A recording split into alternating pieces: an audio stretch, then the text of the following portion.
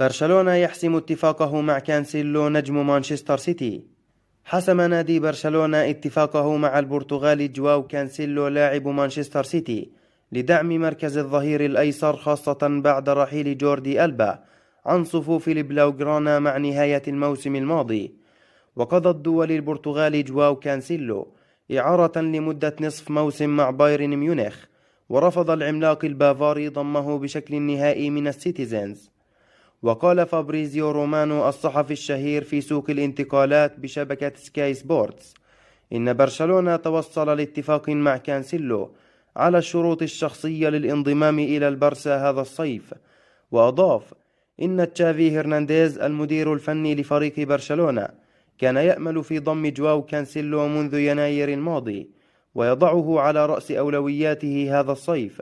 وتستمر المحادثات حاليا مع مانشستر سيتي بشأن قيمة الصفقة. وأكد رومانو إن مسؤولي برشلونة استقروا مؤخرا على استخدام جزء من ميزانية بيع الفرنسي عثمان ديمبلي المنتظر رحيله إلى باريس سان جيرمان لحسم التعاقد مع كانسيلو. جدير بالذكر أن الدولي البرتغالي جواو كانسيلو خاض 47 مباراة مع مانشستر سيتي وبايرن ميونخ، سجل خلالها 3 أهداف وصنع 11 آخرين.